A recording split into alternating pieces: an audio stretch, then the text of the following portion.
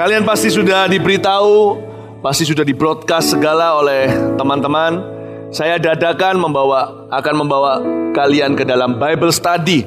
Kemarin saya enjoy sekali dengan anak-anak remaja AUG pertama.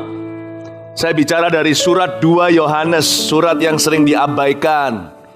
Tapi saya jelaskan di sana banyak hal yang kalau saya yakin kalian akan merasakan faedahnya. Kalau kalian pergi ke bawah, cepat pesan di Pusaka Raja Wali, harga nggak seberapa.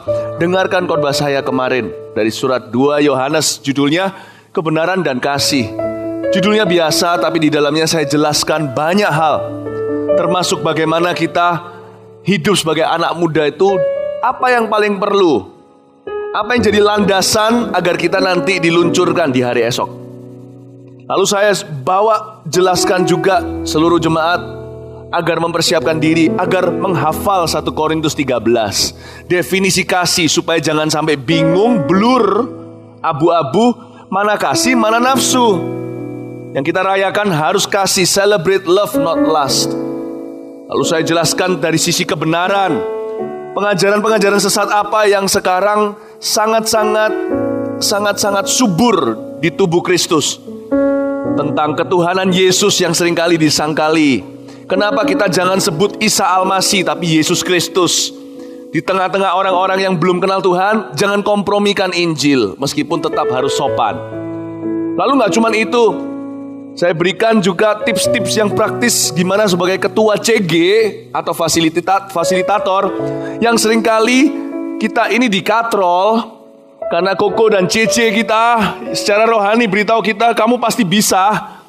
Tapi biasanya orang-orang yang mengajarkan sesuatu yang sesat, atau orang-orang yang cari perhatian lah minimal, mereka itu sifatnya sudah natural dominan. Gimana bisa tanda kutip menguasai mereka, bukan sebaliknya dikuasai dalam CG-CG kita. Gimana caranya ngekat pembicaraan mereka kalau mereka ambil 1,5 jam sendiri, lalu coba menguasai anak-anak rohanimu, padahal langsung di dalam CG-mu.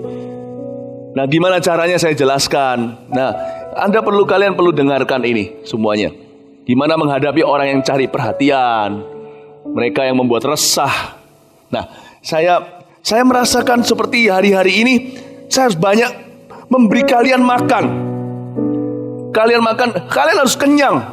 Karena tentara Tuhan jangan seperti tentara pada zamannya Raja Saul, disuruh puasa, padahal mau perang kok puasa. Puasa secara jasmani bisa, tapi jangan puasa rohani lo ya. Karena kalian butuh kenyang. Sebentar lagi KNY, kalian akan berperang. Kalian harus bangga dengan brand ini, KNY ini, karena KNY ini adalah homegrown, atau lahir langsung dari garden, dari kebun kalian. Ini bukan pembicara dari luar, atau ministry pelayanan dari luar negeri datang ke sini berkunjung. Enggak. Ini Tuhan bangkitkan dari antara kalian untuk kalian melalui kalian. Dan jadi ini luar biasa. Kalian akan berperang, kalian akan bawa jiwa, memenangkan orang. Seperti yang saya sampaikan kemarin di kebaktian AUG pertama, anak muda itu punya akses khusus dalam kerajaan sorga, bisa melayani segala usia. Asal kita dituntun oleh Roh Kudus, kita akan ditemukan selalu di tempat yang tepat, berjumpa dengan orang yang tepat, dan memenuhi kebutuhan yang tepat.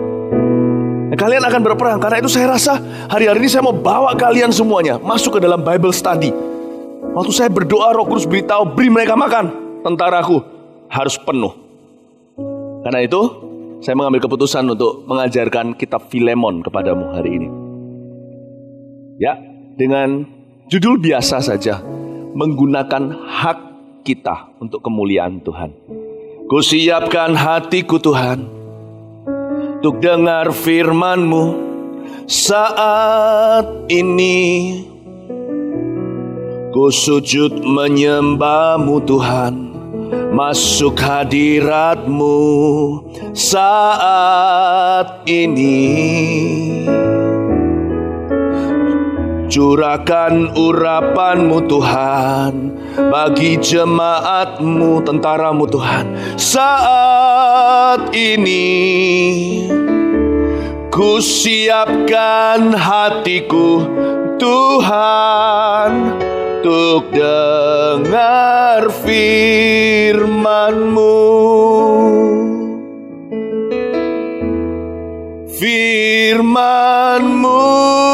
Tuhan tiada berubah, dahulu, sekarang, selama-lamanya, tiada berubah. Bawa kami masuk di dalam firman-Mu. Firman-Mu Tuhan, penolong hidupku. Ku siapkan hatiku Tuhan untuk dengar firman-Mu. Ku siapkan hatiku Tuhan untuk dengar firman-Mu. Ku siapkan hatiku Tuhan untuk dengar firman-Mu. Ku siapkan hatiku Tuhan, ku siapkan hatiku Tuhan untuk dengar suara-Mu. Tuhan, sembunyikan hamba di balik salib, bawa tentara-Mu, umat-Mu masuk di dalam pewahyuan-pewahyuan untuk hidup mereka. Roh Kudus yang berbicara, hamba gak bisa. Pakai hamba ya Tuhan sekali lagi untuk memberi imprint dalam kehidupan anak-anak-Mu ini ya Tuhan, yang tidak akan pernah mereka lupa selama-lamanya. Mereka akan melayani-Mu sebagai hamba-hamba-Mu dalam setiap bidang yang Kau tentukan. Beri kami attitude, sikap hati kerajaan sorga. Buang segala kedagingan. Di dalam nama Yesus kami berdoa. Amin. Buka Filemon dengan saya. Surat Paulus kepada Filemon. Filemon adalah sepupu saya Philip, dia Filemon. Menggunakan hak-hak kita untuk kemuliaan Tuhan. Sedikit memberikan latar belakang. Filemon itu setelah Titus, sebelum Ibrani di perjanjian baru. Jadi Titus, Filemon, Ibrani. Ya. Ditulis oleh Rasul Paulus sebagai surat pribadi kepada Filemon di tahun 60 sesudah Masehi atau 60 AD. Ditulis langsung dari rumah penjara di Roma. Ini adalah surat-surat terakhir Paulus di masa-masa tuanya sebelum dia akhirnya mati sebagai martir. Dia house arrest atau di penjara, ditahan menjadi tahanan rumah. Ketika itu dia tulis kepada Filemon. Siapa Filemon? Filemon adalah seorang jemaat yang kaya raya dari gereja Kolose. Jadi Filemon ini, kitab ini dekat sekali dengan kitab Kolose di perjanjian baru, yang juga adalah surat Paulus. Filemon adalah seorang juragan tanah, pialang properti, keturunan Yunani. Bahkan gereja Kolose pun menggunakan rumah Filemon yang besar untuk tempat ibadah. Karena zaman itu puluhan sesudah Masehi, gereja-gereja belum berkumpul di gedung-gedung seperti ini, tapi di rumah-rumah. Ya, gedung-gedung gereja dengan bel-belnya, dengan salibnya itu belum ada. Tapi di rumah-rumah, dibutuhkan rumah yang besar. Berarti Filemon ini orang yang sangat-sangat berhasil dalam pekerjaannya. Dan baik Filemon maupun nanti ada satu orang namanya Onesimus. Filemon ini seorang majikan, Onesimus seorang hamba, seorang budak zaman itu. Kedua-duanya adalah hasil pelayanan Rasul Paulus. Pauluslah yang memimpin baik Filemon maupun Onesimus yang ada di dalam cerita ini kepada Tuhan. Jadi jadi Paulus adalah bapak rohani bagi kedua-duanya. Kita akan baca ayat pertama sekarang, ya. Jadi sekarang Paulus mulai menulis kepada Filemon dari Paulus. Stop. Dari Paulus. Kita sebentar. Seharusnya loh ya, Paulus ini jangan sebut dirinya dengan nama, apalagi nama pertama dong. Harusnya dia punya gengsi sedikit kayak orang sekali berdia loh, lain loh ya. Orang ini tidak lagi perlu membuktikan sesuatu. Michael Jordan pernah berkata seperti ini, I have reached the pinnacle of my career. I feel like I've got nothing more to prove. Aku sudah mencapai puncak karirku. Aku rasa aku tidak perlu membuktikan apa-apa lagi kepada dunia. Lain cerita kalau Paulus pada waktu awal-awal pelayanan, dia masih butuh pengakuan. Sebenarnya Paulus nggak butuh pengakuan, tapi dia tetap harus mendapatkan, karena dia tetap harus melalui jalan pintu depan. Karena itu Paulus pergi ke Yerusalem, ketemu dengan rasul-rasul segalanya, bukan demi dapat pengakuan mereka, tapi supaya memberi pertanggungjawaban. Dan berkali-kali ketika dia kesana kesini, orang belum mengakui dia karena buah pelayanannya belum seberapa. Dia baru diutus dengan Barnabas dari Antiokhia, ditumpangi tangan karena Roh Kudus meminta kepada orang-orang yang sedang berdoa, gereja Antiokhia, untuk memisahkan Paulus dan Barnabas untuk pelayanan khusus. Itu di awal-awal, masih awal-awal masa sudah Masehi. Tapi ini sekarang Paulus sudah tua. Dia punya buah, sudah berbicara. Dia nggak perlu lagi orang mengakui dia. Dia nggak perlu keliling di dunia, di Eropa. Semua orang tahu Paulus siapa. Bahkan di mana-mana dia pergi, selalu ada orang yang menguntit dia untuk mempermasalahkan kehadirannya. Dia begitu terkenalnya. Dia begitu berkalibernya. Bahkan musuh-musuh gereja saat itu menyebut dia sebagai the ringleader of this movement, atau menjadi ketua pemimpin kegerakan ini. Ini orang luar biasa. Tapi justru semakin orang itu dibawa tinggi, seperti padi, semakin menunduk, semakin rendah hati. Dia tidak menyebut dari Rasul Paulus. Dari, don't call yourself that. Kalau saya memperkenalkan diri, saya berkata, oh saya Philip Mantova. Saya tidak bilang saya Pastor Philip Mantova. Kalau saya sebut sama seseorang di AOG, saya Ko Philip, itu karena sebutan ramah. Saya tidak pernah, kalau dari sisi saya memperkenalkan diri sama satu orang yang belum mengenal saya tidak sebut nama saya pastor atau pendeta. Saya belajar dari Rasul Paulus. Semakin kita berbuah, semakin tak bergelar. Belajar itu. Karena apa? Kenapa saya mau bicara tentang Filemon? Apa relevannya buat anak-anak muda? Karena di usia sekarang ini, bukan cuma usia kita mau mejeng, seperti tadi. Ini adalah usia kita menuntut hak karena kita merasa sudah dewasa. Sama papa mama kita juga kalau nggak hati-hati bicara yang sama. Tapi saya yakin anak AOGers jauh lebih dewasa dari itu. Tapi di dunia itu kan begitu. Mom and dad, I'm 16 already. I'm 16, you cannot tell me what to do. Mama, papa, aku sudah umur 16 tahun. Papa, mama nggak boleh selalu beritahu aku harus gimana. Aku sudah dewasa, aku sudah gede, tahu? Aku punya hak. Aku punya hak. Di usia ini, ilah masa kini disebut sebagai hak. Hak adalah ilah masa kini. Harus hati-hati. Dan kalau kita tidak pernah mengambil keputusan menyerahkan hak itu secara sengaja, maka hak itulah jadi sandungan untuk Tuhan meninggikan kita di hari esok. Ya, coba katakan seperti ini. Minum.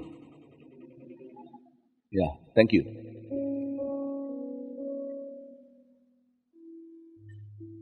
Ini hakku.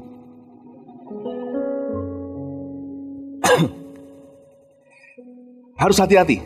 Saya berkhotbah ini masuk ke masa depan.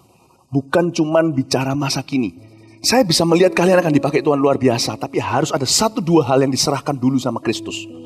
Salah satunya adalah hak. Karena inilah usia di mana kita menuntut hak kita. Kita menuntut untuk dipercaya. Kita menuntut untuk diperlakukan dengan hormat. Untuk dihargai, untuk didengarkan, untuk diberi kesempatan, untuk membuktikan sesuatu. Tapi mari kita belajar dari satu orang yang sudah veteran. Dia bukan rookie. Dia bukan orang yang barusan saja diorbitkan. Kita belajar dari Paulus. Dari pertama kali dia sebut dari Paulus. Padahal dia sebut ini dirinya kepada anak rohaninya loh. Aku Paulus. Dari Paulus. Luar biasa. Berarti Paulus itu gak sok-sokan. Lihat ya, dari Paulus seorang hukuman karena Kristus Yesus. Yang dia megahkan justru adalah posisinya yang rendah. Dari Paulus, seorang hukuman karena Kristus Yesus. Dan dari Timotius saudara kita, kepada Filemon yang kekasih, anak rohaniku. Betul? Betul gak? Enggak. Kepada Filemon yang kekasih, teman sekerja kami. Wow. Orang ini rendah hati, tidak gila hormat maupun posisi. Posisi bukan berhala bagi dia. Tapi dia selalu melihat dirinya di dalam kehidupan orang percaya atau siapapun yang Tuhan, kepada siapapun dia diutus, dia selalu melihat dirinya memiliki peran dan fungsi, bukan posisi. Ini adalah kedewasaan rohani. Kalau kita bisa mencapai ini, berkat akan mengikuti. Percayalah saya. Disinilah kita harus hati-hati. Kenapa Tuhan tidak tinggikan kita? Karena Tuhan melihat bahwa kita tidak siap untuk ditinggikan. Kenapa Tuhan tidak memakai kita? Karena Tuhan melihat kalau kita dipakai, kita akan angkuh dan sombong dan tinggi hati. Dan Paulus ini luar biasa. Kalau memang seseorang mau mengakui, kalau memang dia adalah bapak rohani, biarkan anak rohaninya yang mengaku-ngakui dia. Bukan sebaliknya, dia yang memaksakan diri. Bisa mengerti maksud saya? Alkitab berkata seperti ini, jangan memuji diri sendiri, biar orang lain. Kasih itu kesempatan untuk orang lain yang memujimu, bukan dirimu sendiri yang meninggikan dirimu. Kalau kita memang mau berbicara yang muluk-muluk tentang kita, kasih tugas itu ke orang lain yang melihat buktinya. Jangan kita sendiri. Mari kita sama-sama menyerahkan, menggunakan segala hak kita untuk kemuliaan Tuhan.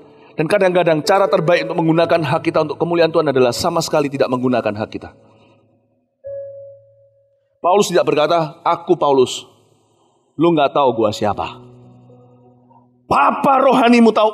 Kalau Paulus gak berkata seperti itu. Dia menyebut anak rohaninya teman sekerja atau rekan. What a humble heart. Itu saya bisa bayangkan Filemon terima itu gemetar dan berkata, ini papa rohaniku. Semakin digituin, malah Filemon jadi sungkan sekali. Malah kemana-mana dia berkata, itu papa rohaniku, itu papa rohaniku. Tadi awalnya sudah kagum, gara-gara Paulus begitu, tambah mengaguminya lebih lagi. Perhatikan satu hal, suatu hari kalian akan punya pegawai. Karena saya tahu AOG ini punya DNA jadi kepala bukan jadi ekor. Siapa mau jadi brutu angkat tangan. Mulai sekarang have a different attitude. Saya mempersiapkan kalian untuk kepemimpinan yang lebih besar. Suatu hari minimal kalian punya keluarga, punya anak dan sebagainya. Tetap jaga wibawa, harus. Apalagi kalau punya anak sendiri, harus ada batasan dengan mereka. Masuk kamar, ketuk pintu dulu. Bukan berarti kita gila hormat, ajari mereka peraturan. Namun demikian, jangan pernah merasa sebagai orang tua kita lebih superior, kita tekan anak kita dan sebagainya. Belajar melayani, gak ada yang salah. Gak ada yang salah. Saya senang melayani. Kemarin saya ajak anak-anak saya makan steak. Ya, ketika makan steak saya suruh jangan keluarin dulu. Saya potongin mereka satu-satu, saya bongkok potongin mereka steaknya. Dan masain steaknya untuk mereka langsung ditampannya. Saya senang sekali. Saya tidak mau jadi ayah yang kuno. Bagi saya melihat peran saya dalam hidup mereka adalah fungsi, bukan posisi. Kalau memang posisi, biar dari mereka yang mengakui. Biar karena mereka diberkati dan dicintai, mereka akhirnya yang datang untuk berbakti. Itu keluar dari kerelaan hati. Kalau kita bisa jadi pemimpin seperti ini, kepemimpinan kita akan niscaya diberkati. Buah-buahnya akan kekal. Saya ajarkan jangan ada satu pun di sini yang pernah abuse your power dalam gereja maupun keluarga. Jangan pernah menggunakan kuasa dengan semena-mena. Jadilah hamba-hamba Allah di dalam setiap bidang yang Tuhan tentukan. Paulus luar biasa, teman sekerja. Filemon begitu bangga punya ayah rohani seperti ini. Lalu lihat ayat 2. Dan kepada Apfia saudara perempuan kita. Dan kepada Arkipus teman seperjuangan kita. Dan kepada jemaat di rumahmu, yaitu jemaat Kolose tentunya. Ayat 2. Saya mengambil kesimpulan bahwa Apfia ini saudara perempuan kita yang Paulus tuliskan. Ini adalah istrinya Filemon si pengusaha. Apalagi nanti ya suatu hari kalau masing-masing punya keluarga, kita harus respect. Kita gak boleh sok berkuasa. Semua kita harus belajar untuk bertenggang rasa. Dan Paulus tahu waktu dia tulis di ayat kedua, ini melibatkan seluruh keluarganya. Filemon mungkin dulu waktu kenal Tuhan, dipimpin Paulus, dia seorang pemuda. Tapi setelah menikah, Paulus juga harus menghargai istrinya. Disinilah permasalahan mertua mantu nanti.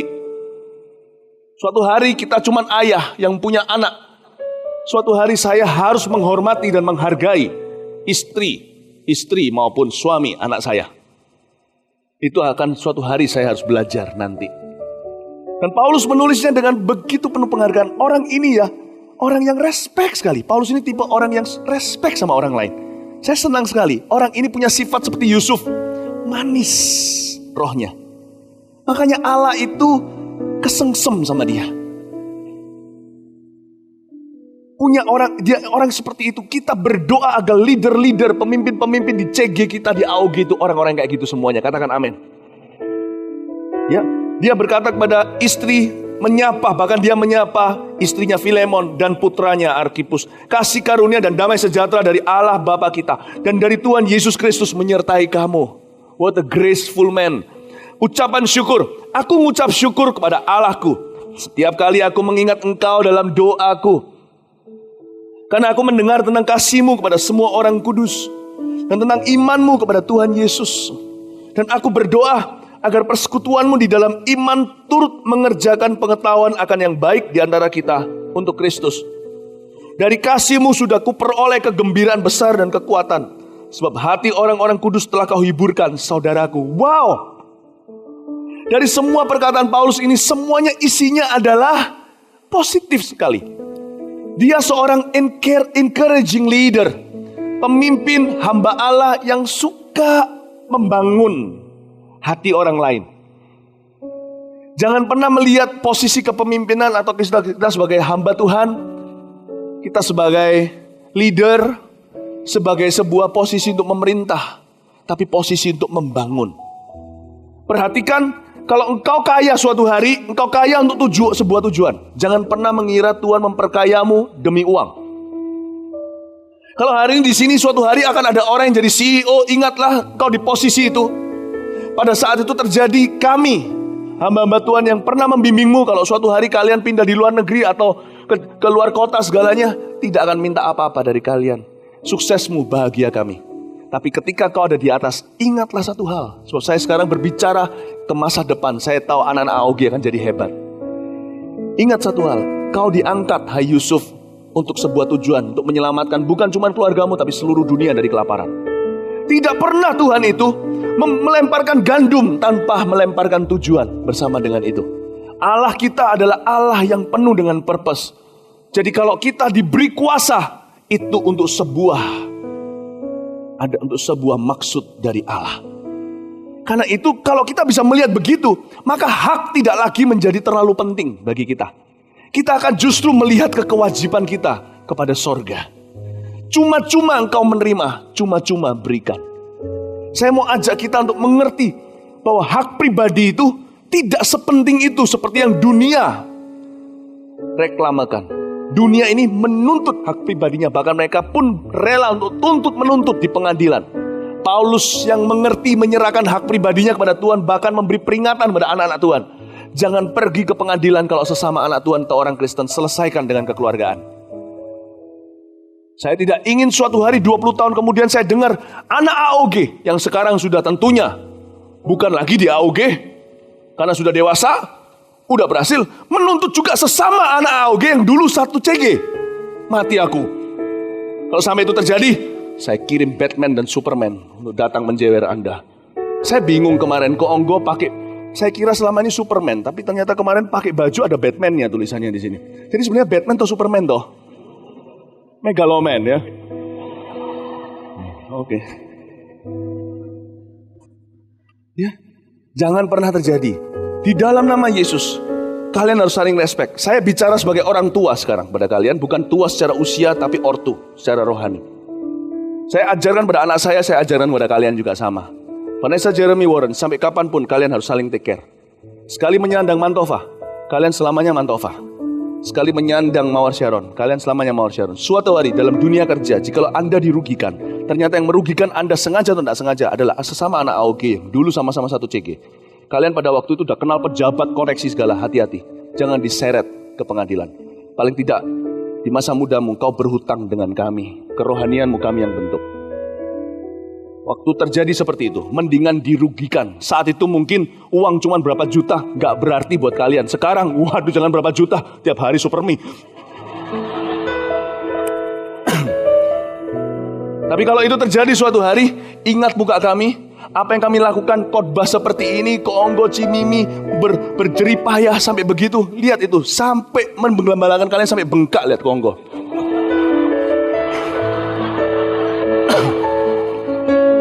Nggak bisa dibayar berapa miliar. Ingat itu ya. Kalian harus ingat. Nggak bisa dibayar berapa miliar. Once sekali orang Mount Sharon, selama orang Mount Sharon. Remember that. Saya nggak peduli kalau kalian jadi presiden. Saya akan jewer kalian turun. Remember that. Mending dirugikan daripada merugikan. Saya nggak berkata gini sebagai teori. Saya mempersiapkan kalian karena di dalam spirit saya rasakan. In my spirit there is fire. Dalam roh saya ada api. Roh Kudus bicara dengan saya. Ini sekarang terus bicara. Beritahu mereka, prepare them for greatness, true greatness. Persiapkan mereka untuk kebesaran yang sejati. Sebab kalian semua akan jadi besar. Lihat kanan kiri. Cepat minta tanda tanganku sebelum aku terkenal. Cepat bilang, ayo bilang. Ya. Siapa di sini percaya dia akan jadi orang besar di tangan Tuhan? Beri tepuk tangan untuk Tuhan Yesus. Come on.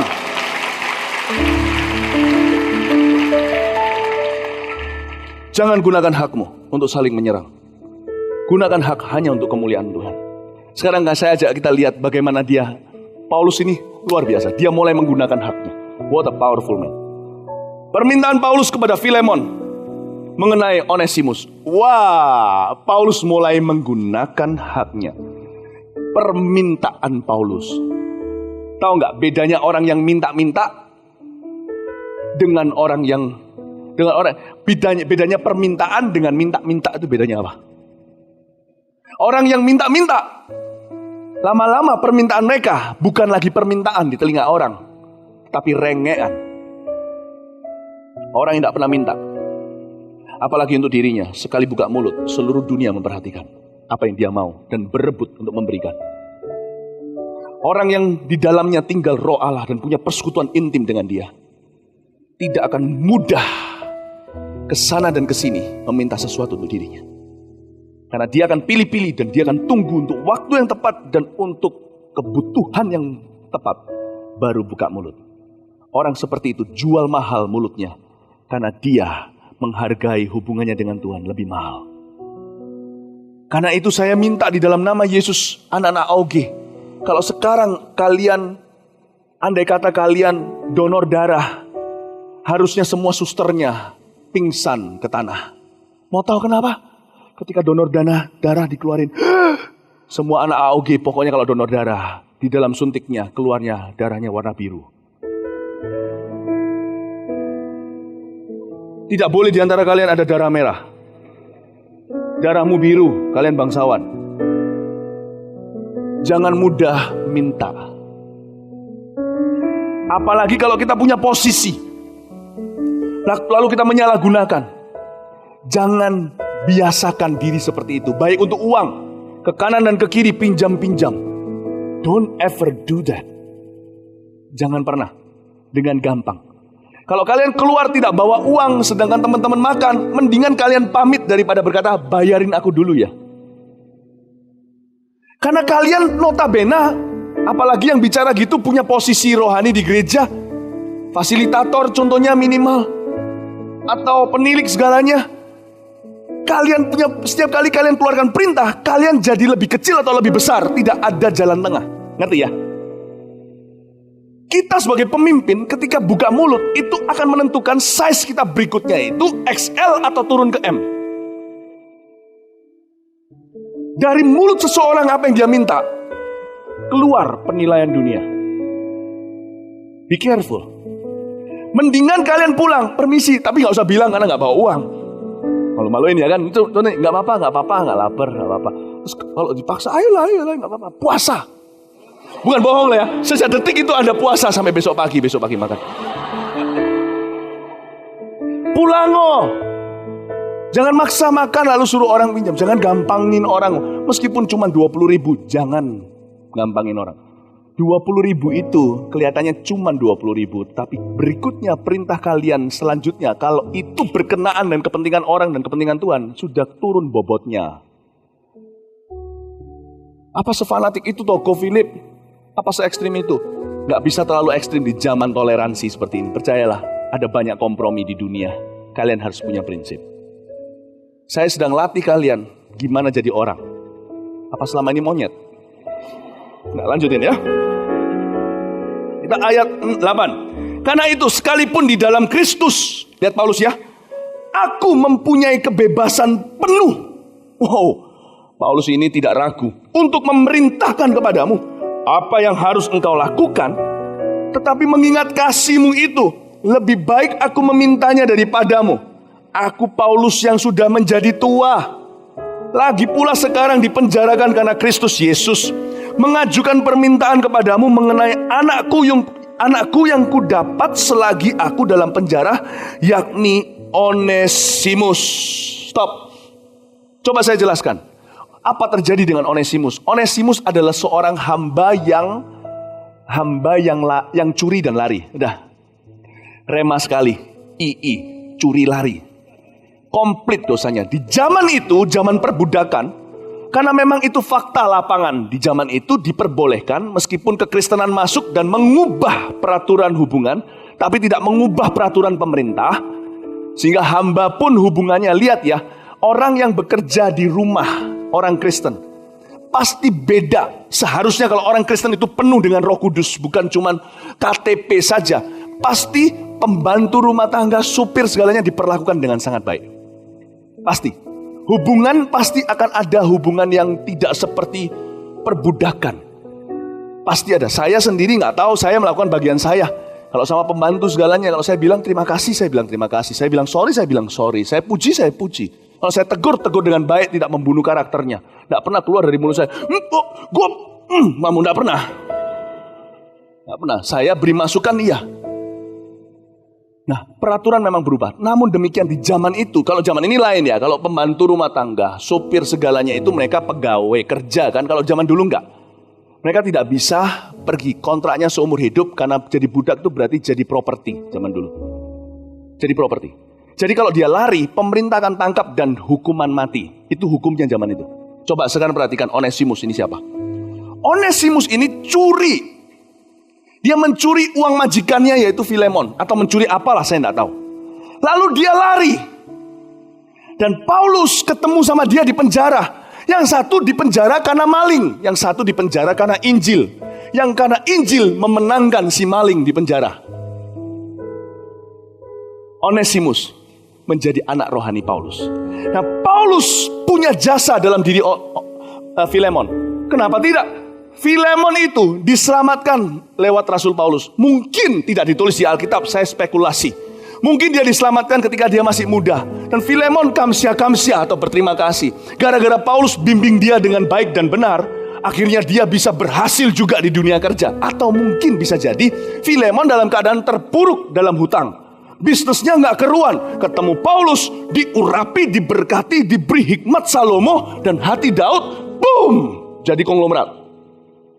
Pokoknya intinya, Paulus itu pangkat di hidupnya Filemon.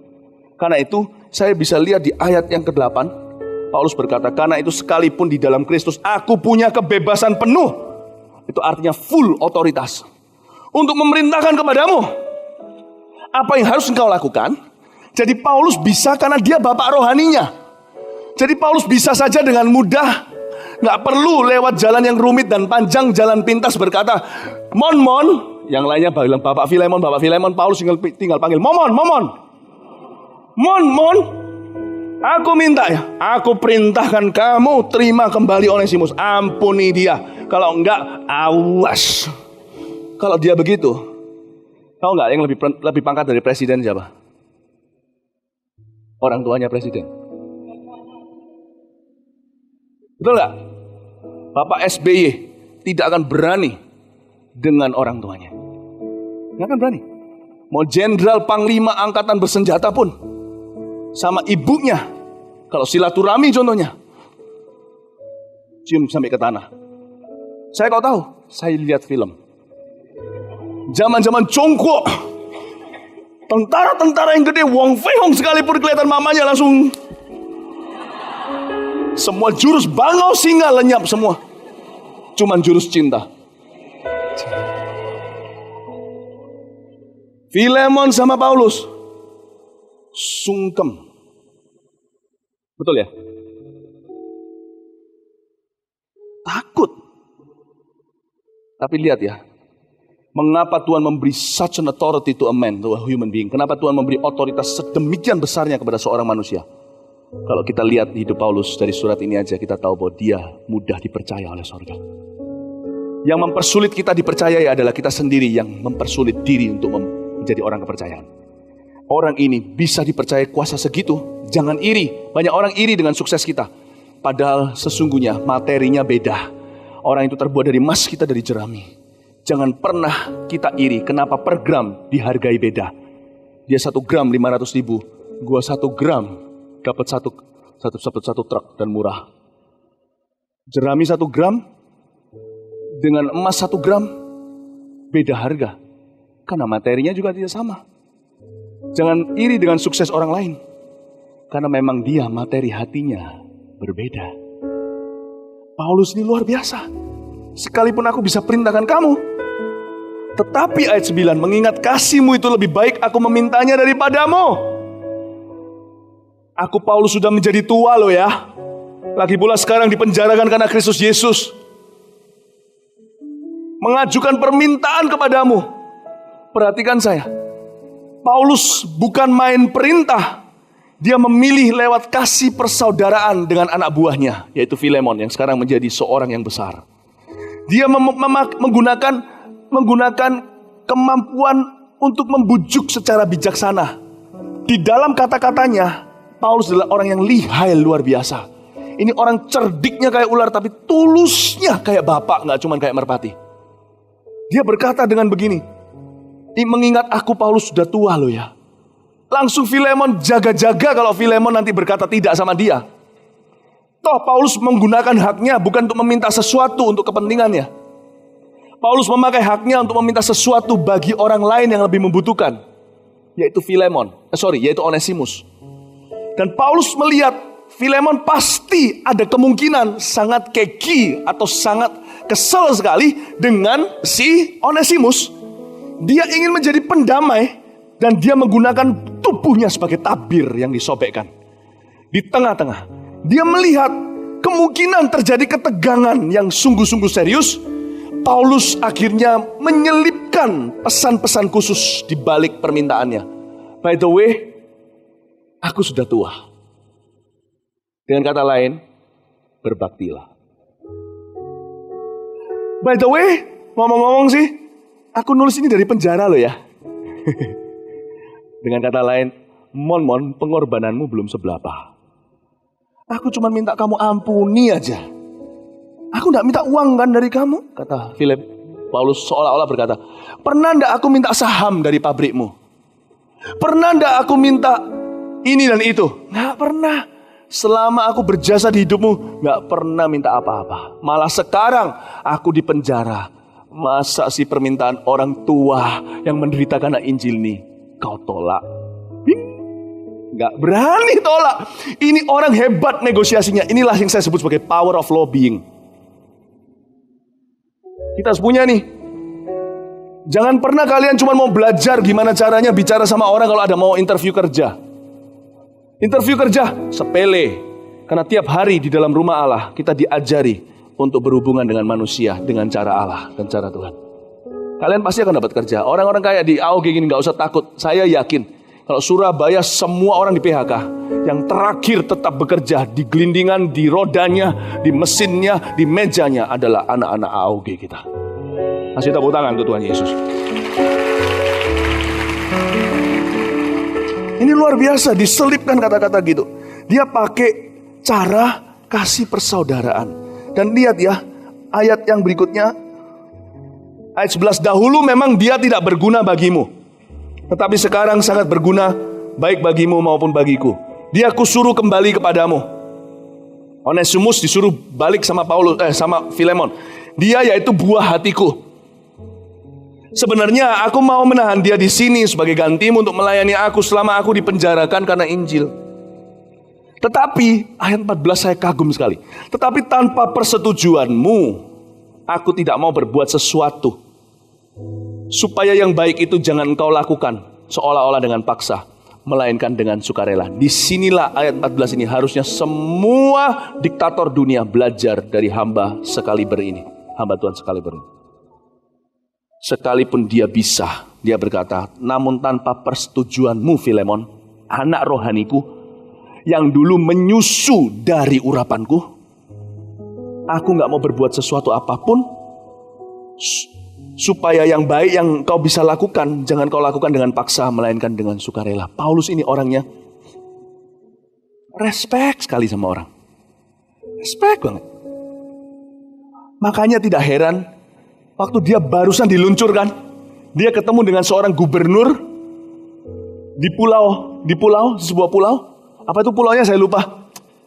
Ya, yang baru dia diutus itu loh. Pulau apa tuh ya? Ntar. Jangan lihat saya. Pulau apa itu yang Paulus baru diutus? Udahlah, pokoknya pulau kayak Bali gitu loh. Siprus ya. Nah, ketika dia ketemu dengan seorang gubernur yang ada dukun di sebelahnya itu loh, Bar Yesus namanya. Paulus bikin dukun itu buta. Gubernur itu begitu kagum sama Paulus. Orang ini respect sekali sama orang lain. Mungkin gubernur itu bukan cuma lihat. Kalau orang respect sama dia udah biasa, karena dia adalah gubernur Roma, penjajah koloni saat itu. Tetapi mungkin dia lihat gimana Paulus memperlakukan Barnabas. Bagaimana dia memperlakukan anak buahnya yang pergi sebagai tim mission tripnya. Maka gubernur itu angkat topi. Kalau orang respect sama dia, pejabat, semua orang menjilat. Tetapi bagaimana dia memperlakukan anak buah, orang yang di bawah otoritas dan wewenangnya, menunjukkan, mengajarkan sesuatu pada gubernur itu. Dia begitu terjamah di Kisah Para Rasul. Gubernur tidak ditulis, tetapi di kota-kota berikutnya yang dia visit, itu semuanya adalah hasil surat dibukakan pintu oleh gubernur itu. Dia dapat perkenanan di tempat tinggi. Waktu Paulus di teater, waktu ditangkap orang-orangnya dia mau keluar segalanya, yang minta sama dia jangan pergi ke tengah-tengah massa yang sedang mengamuk adalah orang-orang penting di Roma. Termasuk beberapa orang militer tinggi, termasuk beberapa pejabat. Orang seperti ini di bawah Tuhan tinggi karena sifatnya respect sekali, bukan sama orang di atasnya. Itu biasa. Karena kita juga bisa bertopeng kalau sama orang di atas kita, karena kita butuh sesuatu, karena nasib kita sedikit banyak ada di tangan mereka. Tapi bagaimana kau memperlakukan orang di bawahmu, adikmu, ponakanmu, pembantumu, supirmu, atau kalau memang di sini ada yang dari keluarga yang punya pegawai-pegawai ini, bagaimana kau memperlakukan Fasmu, Hypernilik, sponsormu, sponsimu, SpongeBobmu. Ya, bagaimana kau memperlakukan mereka? Menunjukkan apakah kau mirip dengan juru selamatmu. Menunjukkan sifat ilahimu sesungguhnya di dalam Kristus. Itu luar biasa. Dan saya sangat mengagumi orang ini. Nah, by the way, Paulus ini pintar sekali. Kita belajar di ayat 11 sekali lagi. Ayat 10. Mengajukan permintaan kepadamu mengenai anakku yang kudapat selagi aku dalam penjara, yaitu Onesimus. Dahulu memang dia tidak berguna bagimu. Kata Onesimus kalian bisa catat di catatan kalian. Saya harap kalian mencatat khotbah-khotbah saya ini sekarang. Onesimus artinya useful atau berguna. Ironis sekali, seorang Onesimus melarikan diri. Bukan cuma tidak berguna, dia mencuri. Tapi ketika Tuhan pulihkan dia, Onesimus, melalui pelayanan Paulus, Paulus mengembalikan arti namanya ke dalam kehidupannya. Dia menjadi berguna lagi. Karena itu Paulus luar biasa. Dia nggak cuma memakai haknya terhadap Filemon, dia pakai haknya terhadap Onesimus. Onesimus, kamu tahu nggak? Kamu itu hasil pelayananku. Onesimus melihat, mau diapakan aku? Dia berkata, Bu, bisa enggak? Papa minta satu hal sama kamu. Boleh nggak? Onesimus lihat. Oke, minta apa? Dia sudah curiga nih, papanya minta apa, papa rohaninya. Papa rohaninya berkata, aku minta kamu kembali ke Filemon. Wow. Ini luar biasa loh.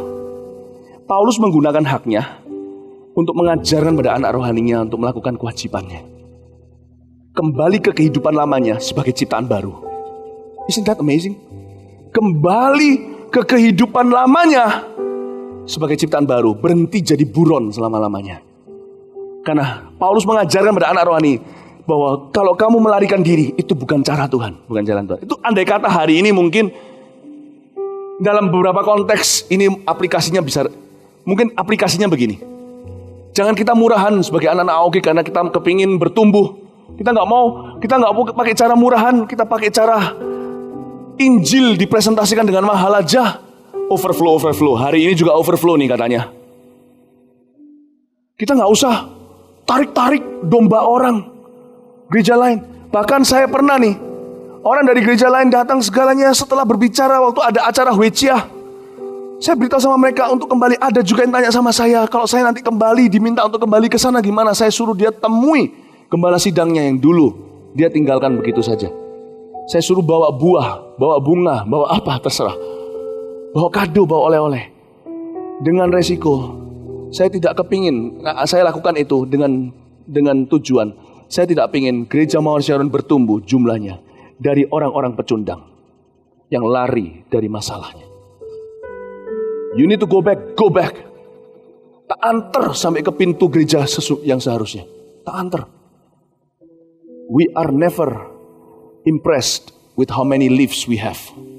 Kita tidak terkagum dengan berapa banyak daun di pepohonan kami, tapi berapa banyak buah. Kalau semuanya banyak hanya pohon ini semuanya cuma daun melulu. Ngapain begitu? Wong aku juga tidak mandul dalam Kristus kok, aku punya urapan, aku bisa berbuah tanpa modal. Habiskan orang-orang ini, saya pasti kangen kalau nggak ada kalian. Aku akan bangkit kembali bait suci ini dalam 3 hari. Yesus berkata begitu. AOG ini lenyapkan semua. Sekali lagi jangan salah sangka, kalau saya sudah terlanjur jatuh cinta, sudah terlanjur sayang kalian, terlanjur kenal kalian, kalau kalian nggak ada, pasti saya kehilangan. Kami pasti kehilangan. Tapi ini omong kosong. Ambil semua ini. Kosongkan semua. Ya, Onggo Mimi. Sisakan cuma baris depan satu ini aja. Dalam waktu 3 bulan. Tak penuhi lagi ruangan ini. Dengan jiwa. Aku tidak mandul kok. Aku punya Kristus di dalamku, tinggal dia yang lebih besar daripada roh yang dalam dunia kok. Jadi kalian kalau mau memimpin CG contohnya, pimpinlah dengan wibawa kayak gini. Berdarah biru. Beritahu sama mereka, kalian mau pergi, pergilah. Dalam 3 bulan, kita akan membelah. Tapi jangan ngomong begitu, nanti orang yang tidak datang dengar khotbah ini tertolak. Kenapa kita diusir? Maksud saya bilang begini, ini bukan untuk diutarakan, tapi sebagai sebuah fondasi iman. You can grow. Jesus is enough for me, I don't need people.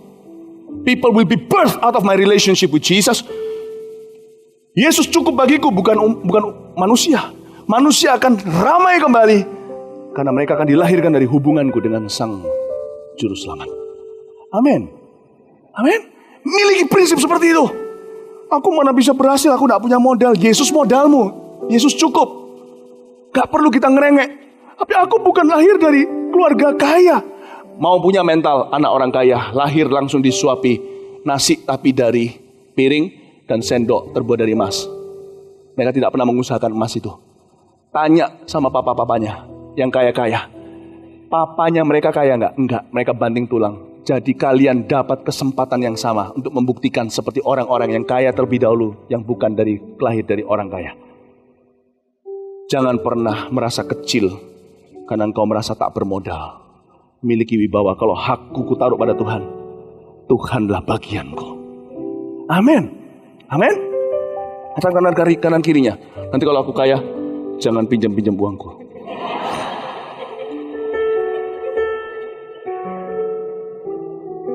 Onesimus artinya berguna, tapi ternyata dia nggak berguna. Kalian diberkati nggak? So far masih bisa mengikuti nggak? Dia kusuruh kembali kepadamu, kata Paulus. Balik. Padahal Paulus berkata, aku sangat butuh dia loh. Ini hatinya besar, luar biasa. Paulus berhak nggak atas Onesimus? Berhak, tapi haknya dia tidak ditabrakkan dengan haknya orang. Gini loh masalahnya, kerohanian yang palsu. Kerohanian yang palsu adalah kerohanian yang akhirnya memecah belah keluarga. Ada banyak cerita-cerita dalam gereja ketika seorang pemimpin kedagingan, maka disuruh milih. Kamu pilih mendengarkan suara pemimpin atau mendengarkan suara istri. Gereja atau pemimpin yang memecah belah keluarga itu ada. kakak dan adik dalam satu rumah bisa berantem. Saya dilempari sebuah pertanyaan. Pertanyaan ini menurut saya juga jebakan dan pancingan. Tapi meskipun demikian bukan pancingan lah. Tapi orang mungkin juga tulus dengan menanyakan. Tapi pertanyaan gini banyak. Jemaat kita yang cewek, setelah jemaat cewek jadian sama satu orang yang juga jemaat tapi orang Kristen tapi bukan dari gereja Mawar Sharon. Yang cowok tanya sama saya, Pak Philip, harusnya gimana? Sebab saya ingin ajak dia ke gereja kami. Saya juga senang Mawar Sharon sih. Tapi dia ajak saya ke Mawar Sharon. Langsung saya mau jawab, spontan, Mawar Sharon is the best.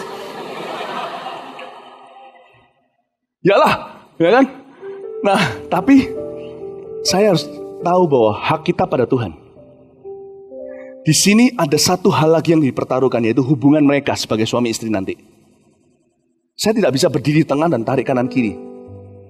Saya berbicara dengan hati seperti ini. Saya berkata, ya tentunya konsekuen yang perempuan ikut yang laki. Silahkan. Saya berkata tentunya yang perempuan ikut yang laki. Kalau memang harus pergi ke sana. Saya menelan pil pahit. Saya berdoa, Tuhan Yesus, kenapa sih perempuan tidak cari orang mau? Masa kurang laki di sini? Tapi tidak apa-apa. Tapi jawaban itu membuat Tuhan bangga. Hari ini mereka baik-baik saja. Terakhir saya ketemu mereka di dalam sebuah acara. Mereka baik-baik dan saya lihat jemaat kami, bukan AOG ini. Saya lihat baik, mereka baik-baik. Saya bersyukur juga. Berterima kasih. Kita nggak boleh jadi gereja yang menabrakkan.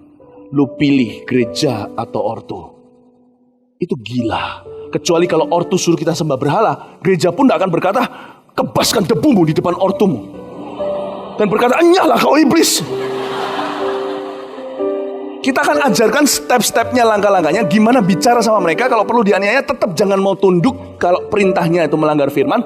Tapi gimana caranya untuk bisa meringankan hukumanmu di rumah.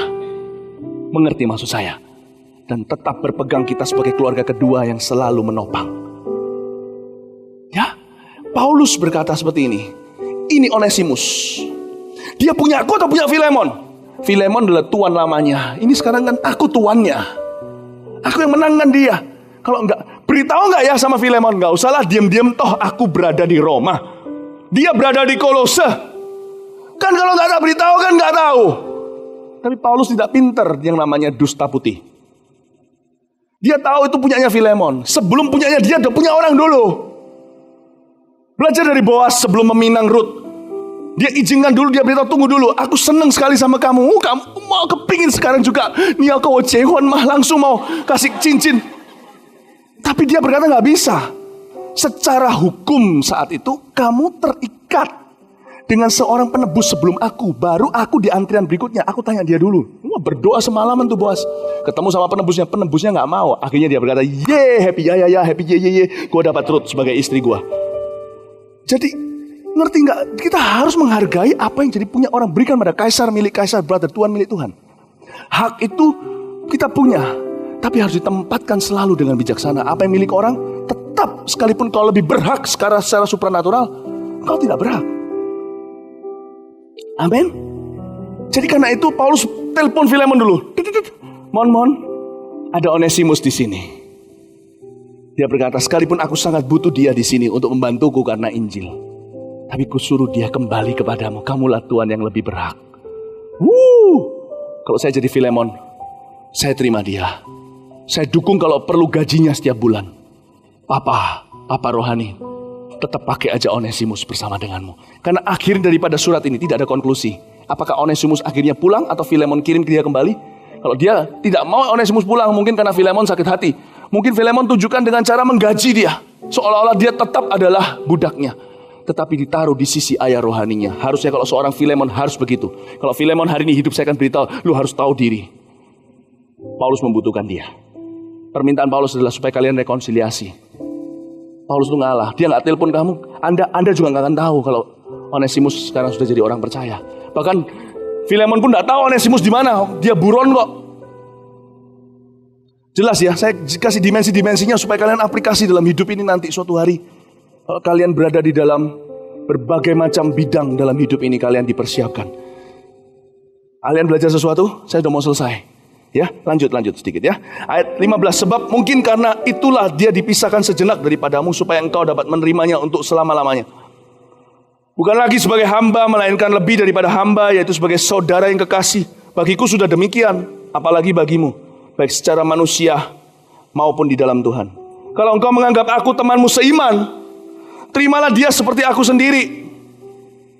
Dan kalau dia sudah merugikan engkau ataupun berhutang kepadamu, tanggungkanlah semuanya itu kepadaku, kata Paulus. Aku Paulus menjaminnya dengan tulisan tanganku sendiri. Aku akan membayarnya. Agar jangan kukatakan tanggungkanlah semuanya itu kepadamu, karena engkau berhutang padaku, yaitu dirimu sendiri. Wah, luar biasa ini Paulus ini. Hebat. Dia berkata di ayat 18, kalau si Onesimus curi apa-apa, tanggungkan semuanya ke bilku. Dia berkata, Paulus, aku akan membayar harganya. Dia berkata, tanggungkan semuanya ke aku. Percaya sudah, aku gak perlu kirim dulu down payment sekarang. Masa gak percaya sama aku? Bahkan jiwamu sendiri kau berhutang padaku. Kau berhutang padaku, yaitu dirimu sendiri. Luar biasa loh. Paulus memohon sama Filemon, terima kembali. Kalau dulu pernah curi apa, beritahu sama Paulus, saya bayar. Paulus gak berkata sama Filemon, udahlah ya, gak usah bayar lah ya, gak usah bayar. Dia jadi teladan, hutang ya harus ditutup.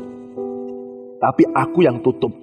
Kalau dia dulu pernah mencuri arlojimu, ini arlojiku, ambilan.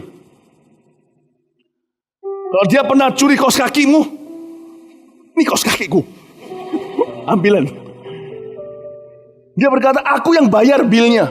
Aku jamin aku pasti akan membayarnya. Lalu dikasih pesan sedikit di belakang. Jangan lupa loh ya, bahkan kamu berhutang dirimu sama aku. Ini gimana ya? Saya kasih satu ilustrasi. Andai kata kalian punya papa mama nih. Papa di luar negeri, lagi sibuk, lagi sibuk nih, lagi sibuk. Lalu mama pulang dulu, nggak ada yang jemput, supir lagi cuti. Kalian sudah menikah. Lalu kalian ditelepon sama papa. Kring, pa, gimana?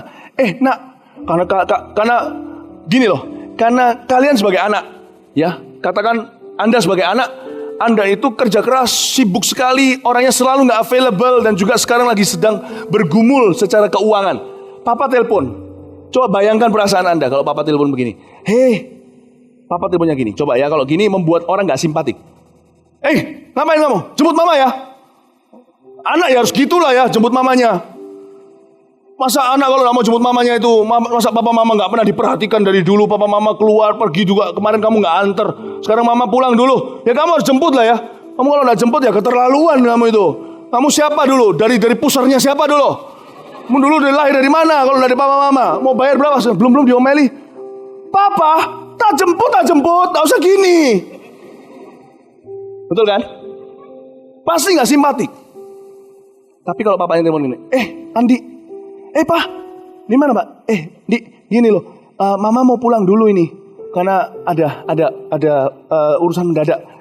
Papa supir ini Pak Agus nggak bisa hari ini, Pak Agus melahirkan. Oh, maksudnya Bu Agus melahirkan? Iya maksudnya gitu. Kamu bisa jemput dah ya, sorry loh nak, sorry loh. Bayangin papanya, sorry loh nak, ngepoti ya, sorry loh ya, nggak tahu gimana, nggak tahu nak. Sorry loh ya ngerepoti. Gini loh nak, kamu jemput aja. Papa tahu kamu sibuk, kamu sekarang lagi bergumul secara keuangan. Kamu jemput mama di airport. Nanti papa ganti uang bensinnya. Kalian pasti nangis kalau saya digituin. Papa gak usah ngomong gitu. Papa gak usah ngomong gitu. Uang bensin gak seberapa dibanding uang popokku aja gak bisa aku bayar selama-lamanya. Papa gak usah ngomong gitu pak. Ya kan pasti gitu. Papa bilang aja, aku mau sampai aku di Papua, aku pulang jemput mama di airport di Juanda lalu kembali ke Papua. Jadi berlebihan. Ngerti ya? Paulus pakai cara itu. Terima ya Onesimus ya, tolong dijemput ya. Dia utang apa? Aku yang bayar. Filemon bilang, aduh aku ini sekarang kaya. Aku udah meo, gak karena Rasul Paulus gak ada aku hari ini.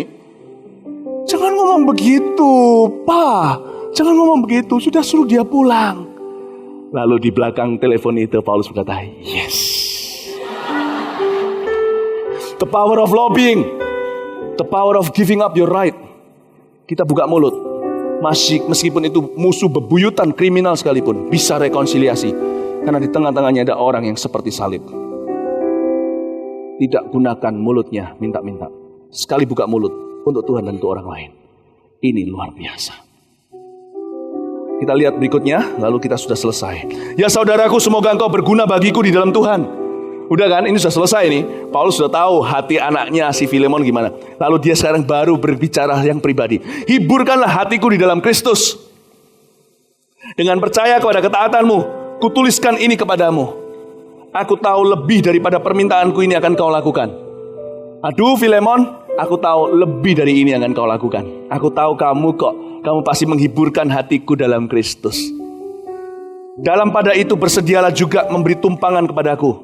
Karena aku harap oleh doamu aku akan dikembalikan kepadamu. Paulus bahkan berkata sama dia dalam nada ramah, nanti kalau aku datang ke Kolose, tolong ya, aku nggak nginep di hotel, nggak. Aku nanti akan mau nginep di rumahmu. Filemon tahu, aduh Paulus, kau mau nginep di hotel juga bisa, kau mau nginep di rumahku. Luar biasa. Saya beritahu begini, biasanya orang kalau sama orang kaya itu memanfaatkan. Filemon merasa hamba Tuhan ini beda. Dia mengasihi jiwanya.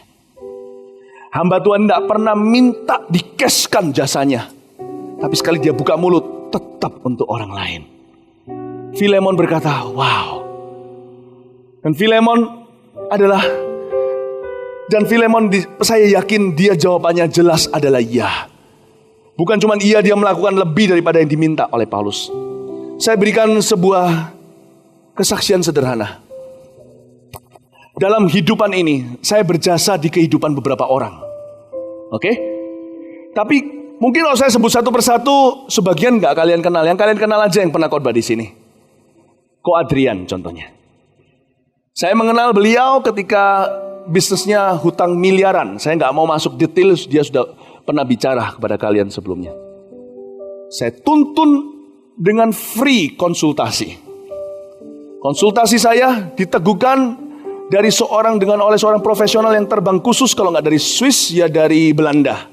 Orang bule datang memberi konsultasi ke pabriknya dengan semua persis, tentunya tidak free, minimal akomodasi.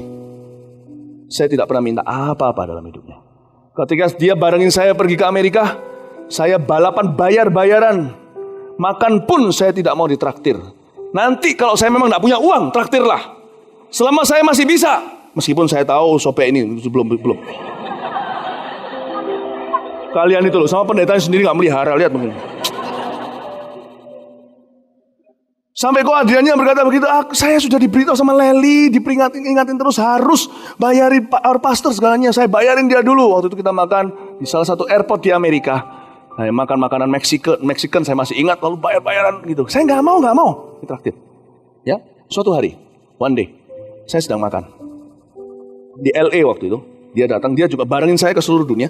Saya makan, tiba-tiba ada satu orang waiter yang setiap pagi selalu melayani kami, orang Filipina. Lalu ketika dia tahu, oh di sini ya, oh kalian di sini, cerita tahu kok. Kalau saya pendeta, kita lagi pelayanan di sebuah gereja, dia bilang, iya gereja itu besar segalanya. Saya tanya sama kita, lalu saya tanya, apakah dia orang Kristen? Dia bilang iya. Sudah, tapi kamu ke gereja mana? Ditanya sama Ko Adrian. Saya nggak bisa ke gereja karena di sini itu untuk mengejar American Dream, mimpi Amerika, mimpi makmur, saya justru di sini seperti budak. Siang, malam, pagi, petang, 7 hari, 365 hari, saya kerja terus sebagai waiter. Mana ada waktu saya harus kejar lembur untuk bisa bayar bil-bil saya, keluarga saya. Saya langsung tergerak hati ini. Saya rogoh ke kantong saya. Gak bawa uang. Saya lihat ke Ko Adrian, saya berkata, hiburkan hatiku. Nah. Saya mulai cashkan jasa saya. Saya berkata, aku tahu kamu akan memberiku kepadaku permintaanku, ini akan kau lakukan. Beri aku $100 atau dolar terbesar kan US itu 100. Dia bilang, oke. Kok Adrian dasar pesen, iya jangankan cuma 100 rasanya. Dia keluarkannya dengan begitu semangat, mau kasih semua rasanya. Saya beritahu, saya mau kasih ke waiter itu, could you please give it to him, I'll pay you back later. Kok Adrian melihat saya seperti mau menangis itu. Pastor, you don't even need to ask. Kok gak perlu minta. Aku pun mau kasih dia. Saya tahu mereka itu orang yang suka memberi. Orang dikasih digini, sponsori, saya tahu. Tapi saya kali ini minta. Karena bukan uang saya, meskipun cuma cepek dolar. Bukan uang saya tetap mintanya dengan sopan. Karena saya belajar dari ayat ini. Hiburkan hatiku. Kali ini aku minta duit. Gak pernah aku minta duit selama kenal kamu. Kamu kenal saya, gak pernah. Minta 100 US, kasihin ke dia. Untuk tipsnya di breakfast pagi ini. Saya mau supaya dia bisa senyum minimal hari ini melayani kita. Singkat cerita, akhirnya kami pelukan dengan waiter itu. Dia menangis, saya doakan dia. Bayangin. Setelah itu saya mau bayar 100-nya, kok Adrian gak mau. Paksa, nih. Akhirnya jadi 50-50. Saya gak merasa bersalah. Kalau saya minta sama anak rohani atau siapapun dengan siapa saya berjasa. Kalau itu untuk saya kalau gak makan, jangankan $100. $10 pun saya akan tutup mulut. Saya pulang puasa. Saya gak akan makan makanan itu, ngeringankan uang orang. Karena dari Ko Adrian dan Cileli, itu hasil jerih payah di pabrik mereka. Jangan remehkan orang, hanya karena orang itu kaya. Jangan gampangin orang. Jangan jadi orang seperti itu, amin. Sama bos juga jangan seperti itu. Atau sama siapapun juga. Mari kita belajar sama-sama, untuk kita gunakan hak kita dengan bijaksana. Terakhir lalu selesai. Salam kepadamu dari Epafras, temanku sepenjara karena Kristus Yesus. Epafras adalah perintis gereja Kolose, by the way. Paulus gak pernah ke Kolose. Si Epafras yang merintis. Epafras lahir baru di bawah pelayanan Paulus. Di mana? Di Efesus. Paulus di Efesus 3 tahun itu, Injil menyebar kemana-mana, dirintis di Laodikia, di Kolose, di gereja-gereja ini dirintis. Ketika Paulus 3 tahun pelayanan di Efesus, lahirlah Epafras dan yang lainnya yang pergi kemana-mana, beritakan Injil, rintis gereja. Dan dari Markus, Aristarkus, Demas, dan Lukas, teman-teman sekerjaku. Terakhir, lalu saya selesai. Kasih karunia Tuhan Yesus Kristus menyertai roh kamu. Saya senang ayat 25. Ayat 25 ini menunjukkan bahwa Paulus itu begitu dekat sama Tuhan Yesus. Hanya orang yang dekat sama Tuhan Yesus yang bisa berkata, di zaman belum ada doa berkat di gereja, kasih karunia Tuhan Yesus. Emangnya dia siapa? Dia bisa lempar-lempar kasih karunia sembarangan. Kasih karunia Tuhan Yesus menyertai rohmu. Dengan kata lain, siapa berkati aku akan diberkati Tuhan. Siapa kutuki aku, dikutuki Tuhan. Aku orangnya Tuhan, biji matanya, karena hakku ada padanya. Tidak pernah aku gunakan hakku, berarti aku dekat sama Roh Kudus. Aku intim dengan Roh Allah. Aku dekat dan mirip dengan Juru Selamatku Yesus Kristus. Karena itu siapa jamaahku, jamaah biji mata Allah. Paulus tidak pernah kelaparan. Paulus tidak pernah ditinggalkan. Karena siapa yang memberkati dia akan diberkati Allah. Tidak heran selama hidupnya, kalau kalian baca, kita baca di dalam surat-suratnya, orang berlomba-lomba dukung hidup dan pelayanannya. Saya berkata, ya Tuhan, ini loh, ini kuncinya dekat sama Yesus. Ini kuncinya promosi. Ini kuncinya kebesaran. Ini kuncinya intim dengan Roh Kudus. Ku serahkan hakku hanya untuk Yesus, dan dari Yesus untuk orang lain. Orang yang bisa hidup seperti ini, menjadi presiden saja adalah sebuah posisi yang rendah. Karena orang yang seperti ini hanya patut dapat satu gelar, apapun bidangnya. Kalian adalah hamba Allah. Siapa di sini hamba Allah? Angkat tangannya. Ya, mari kita beri tepuk tangan bagi Tuhan Yesus. Selain kau tiada yang lain, hanya kau milikku di surga. Mari kita sambil berdiri. Sekalipun dagingku lenyap, hatiku lelah tak berdaya. Katakan pada Tuhan, ku sembah Engkau Allah yang perkasa, ku sanjung tinggi namamu di hidupku, Tuhan, tiada yang lain. Tidak ada lagi hak padaku, hanya Kau satu di hatiku. Sekali lagi, selain Kau tiada yang lain, hanya Kau milikku di surga.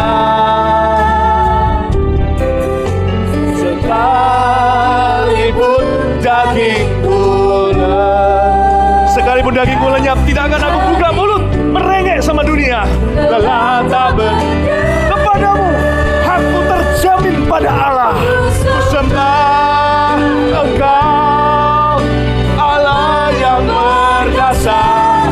Ku sanjung tinggi namamu di hidupku, Tuhan, tiada yang lain. Hanya Kau satu, hanya Kau satu di hatiku. Ajar kami untuk mempertahankan kehormatan Allah di dalam hidup kami.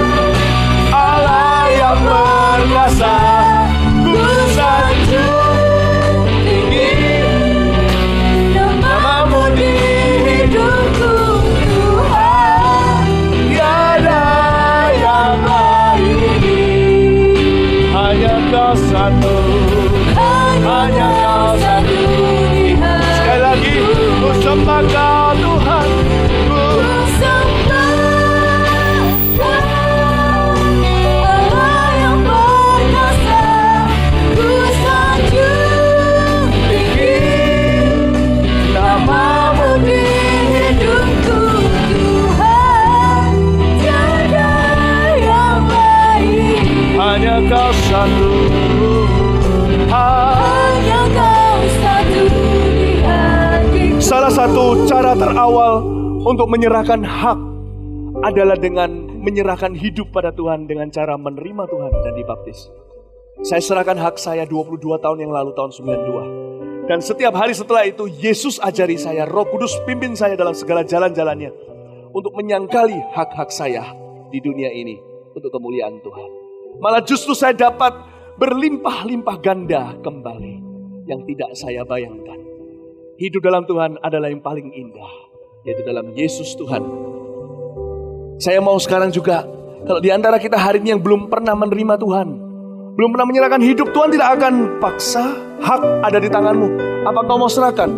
Ganti abu, Tuhan akan beri kain pesta, baju pesta. Tuhan akan gantikan pengorbananmu seolah-olah yaitu hidupmu dengan hidup yang baru yang lebih indah. Kalau itu adalah Anda, kita akan nyanyikan lagu ini sekali lagi. Saya minta Anda bawa barang pribadi. Baik Anda orang Kristen atau bukan Kristen, kalau Anda belum pernah terima Tuhan sungguh-sungguh atau sudah mundur, maka altar di depan ini adalah tempat di mana engkau letakkan hakmu di kaki Yesus. Dan bagi Anda yang belum dibaptis juga, sebentar lagi Anda bisa maju dan berkata, ya aku selama ini undur-undur, aku mau dibaptis, tidak mau dibaptis. Seolah-olah pilihan kita, padahal seharusnya kita nggak punya pilihan karena Tuhan yang sudah membeli kita dengan harga yang mahal. Kalau ada orang di sini selalu mengulur-ngulur baptisannya, mau nggak mau, ini waktunya untuk mau. Di tempat depan ini Yesus akan berbicara, sudah berbicara kepadamu, Dia mau menjamahmu. Kita akan nyanyikan lagu ini sekali lagi. Kalian bawa barang pribadi, segeralah maju ke depan. Majulah dengan rendah hati, hidupmu tak akan pernah sama lagi. Ku sembah. Mari kita beri tepuk tangan bagi setiap orang yang maju. Kau Allah yang berkasa. Ku datang, siapa yang belum? Siapa yang sudah mundur? Come on.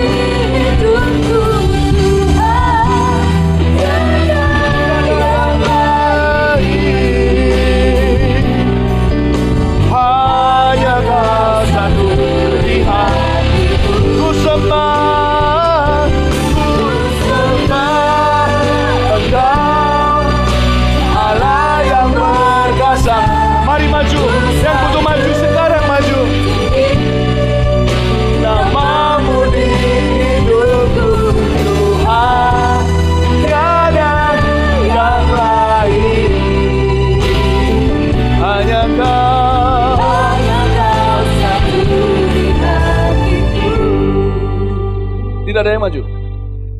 Ini pernah terjadi sama saya waktu di Jepang.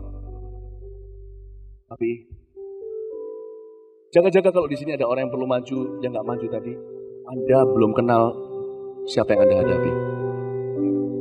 Saya tidak bisa menyerah begitu saja. Sebab saya tahu bahwa di sini tetap ada orang kalau mati sekarang masuk neraka itu ada. Pasti ada. Tidak mungkin di seluruh orang yang sekarang hadir di 100% semuanya sudah alright dengan Yesus. Pasti ada domba yang minimal telah mundur. Sekarang saya bawa altar call yang lebih dekat lagi. Saya nggak turun, saya minta orang sebelahnya yang tanya. Tanya kepada kanan kirinya. Sekarang ini juga, kalau atap ini nimpluk kepalamu, kamu mati, kamu masuk mana? Lihat di matanya. Jawabannya tidak yakin, beritahu, aku ajak kamu maju ke depan untuk dapat kepastiannya. Itu terima Yesus. Gitu bisa? Silakan tanya. Kamu? Iya.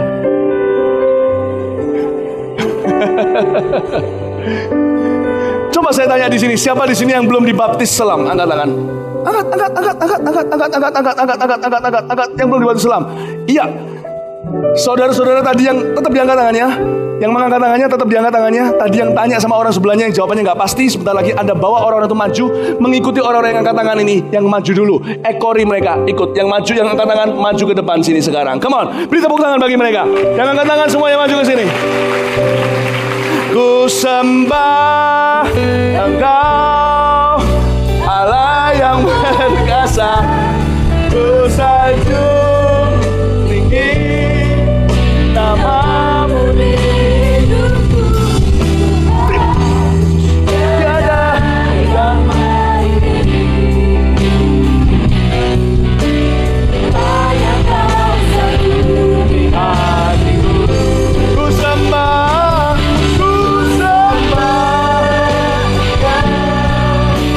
Allah yang berkuasa. Ku sanjung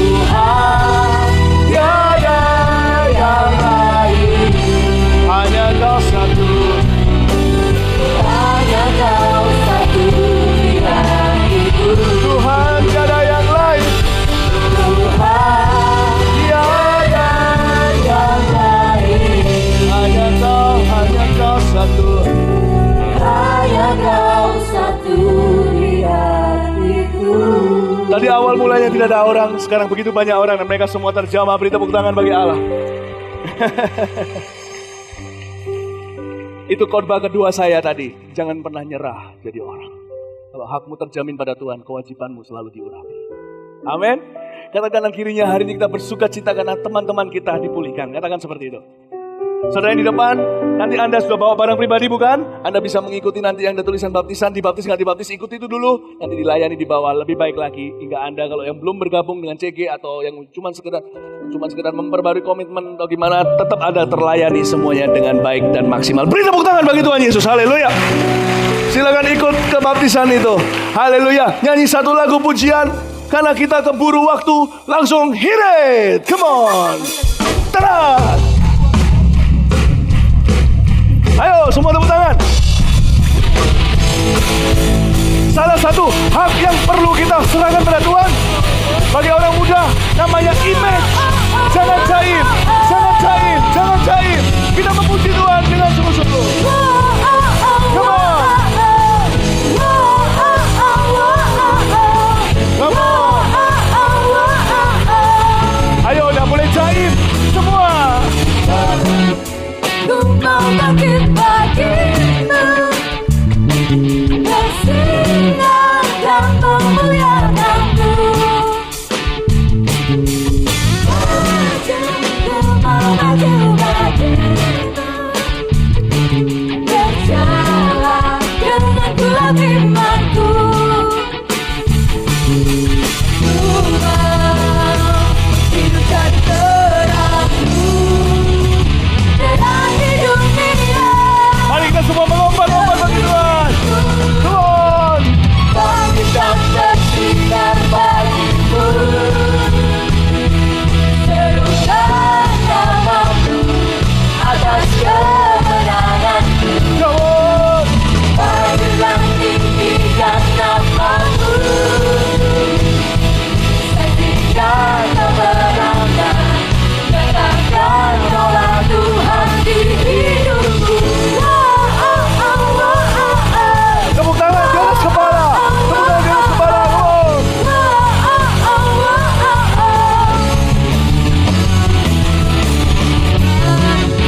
Ku mau bangkit bagimu, bersinar dan memuliakanmu. Maju, ku mau maju bagimu, berjalan dengan kuat imanku. Sama-sama katakan dengan iman. Hidup jadi terangmu, terang di dunia. 1, 2, 3, go. Bangkit dan bersinar bagimu, sorakan namamu atas kemenanganku. Bangkit dan tinggikan namamu, saksikan kemenangan, nyatakan kaulah Tuhan. Bangkit dan bersinar bagimu, serahkan namamu atas kemenanganku. Maju dan tinggikan namamu, saksikan kemenangan, nyatakan kaulah Tuhan di hidupku.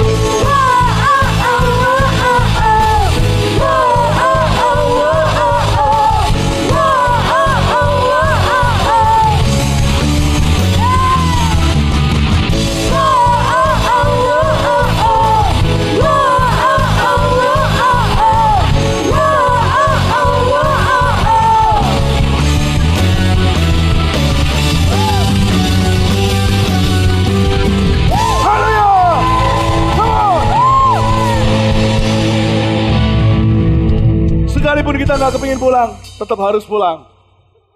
Mari kita angkat tangan. Terimalah urapan seperti Rasul Paulus punya. Urapan seorang hamba, urapan seorang jenderal Allah, urapan seorang pemimpin yang besar. Terima membawa kasih karunia dari Tuhan Yesus, kasih dari Bapa, pengurapan dari Roh Kudus. Pulang membawa berkat dan jadi berkat. Mulai hari ini, ketika hakmu terjamin pada Tuhan, kewajibanmu pun akan semakin diurapi. Justru ketika seorang kehilangan nyawanya, dia memperolehnya, bukan sebaliknya mempertahankannya, justru kehilangannya. Hakmu pada Tuhan, dan Tuhan akan selalu di pihakmu.